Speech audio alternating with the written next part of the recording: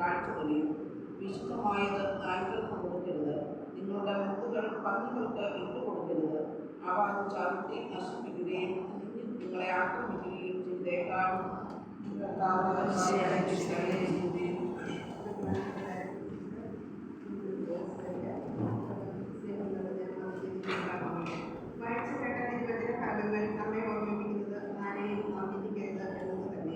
എല്ലാ മനുഷ്യരുടെയും ഉള്ളിൽ അരിഞ്ഞിരിക്കുന്ന കൂടെ ഒരു അടിസ്ഥാന സ്വഭാവമാണ് കാര്യങ്ങളെ മുൻവിധിയോടെ നോക്കിക്കാണുക എന്നത്.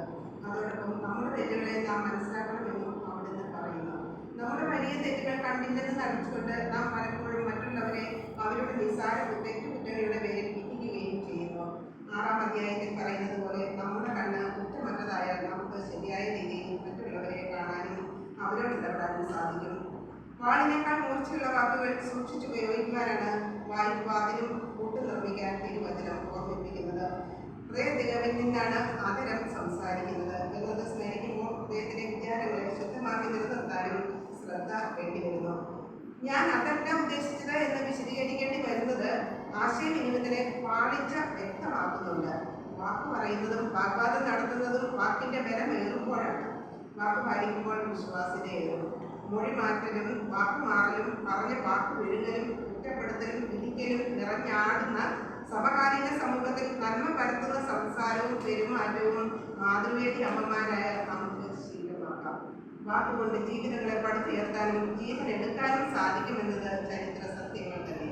മനുഷ്യബന്ധങ്ങളെ ഊട്ടിയുറപ്പിക്കാനും കൂട്ടിയിണക്കാനും സഹായകമായ ചില ചെറുവാക്കുകളാണ് മാപ്പ്, നന്ദി, ഞാൻ നിന്നെ സ്നേഹിക്കുന്നു, എനിക്ക് തെറ്റിപ്പോയി എന്ന് തുടങ്ങിയവ. അമ്മമാരായ നാം ഓരോരുത്തരും സ്വർഗസ്ഥനായ പിതാവിന്റെ ഇഷ്ടം നിറവേറ്റുന്നവരാണ്. അതായത് സ്വർഗസ്ഥനായ പിതാവിന്റെ ഇഷ്ടം നിറവേറ്റുന്ന ഓരോ സ്ത്രീയിലും മേരിയുണ്ട്. ക്രിസ്തീയ അമ്മമാരായ നാം മാതാവിന്റെ മാതൃക പിന്തുടർന്ന് മറ്റുള്ളവരെ കരുണയോടെയും വാത്സല്യത്തോടെയും നോക്കിക്കാണുന്നവരാകാം. എല്ലാം എൻ്റെ മക്കളും സഹോദരങ്ങളുമാണെന്ന തിരിച്ചറിവിൽ നമ്മുടെ സ്ഥായികമായ അല്ലെങ്കിൽ മാനുഷിക ബലഹീനതകളായ കുറ്റം പറച്ചിലും വിധിക്കലും ഒഴിവാക്കി മാതൃഭക്തിയിലും സൽപ്രവർത്തനങ്ങളിലും മുന്നേറാം. നാം പറയുന്ന വാക്കുകളാലും അളക്കുന്ന അളവുകളാലും നമുക്ക് തന്നെ ഫലം കിട്ടുമെന്ന് വചനം ഓർമ്മിപ്പിക്കുമ്പോൾ നമ്മുടെ വാക്കുകളും പ്രവൃത്തികളും എത്രമാത്രം സൂക്ഷ്മതയും സത്യസന്ധതയും ഉണ്ടായിരിക്കണമെന്നുള്ള കാര്യത്തിൽ നമുക്ക് ജാഗ്രതയുള്ളവരാകാം.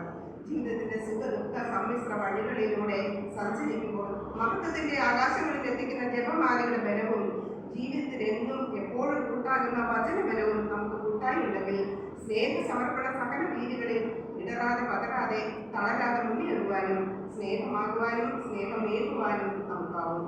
സ്നേഹം എന്ന കൂട്ടായ്മയിൽ ചേർന്ന് നിൽക്കുവാൻ പരിശുദ്ധ അമ്മ നമ്മെ ശക്തിപ്പെടുത്തും.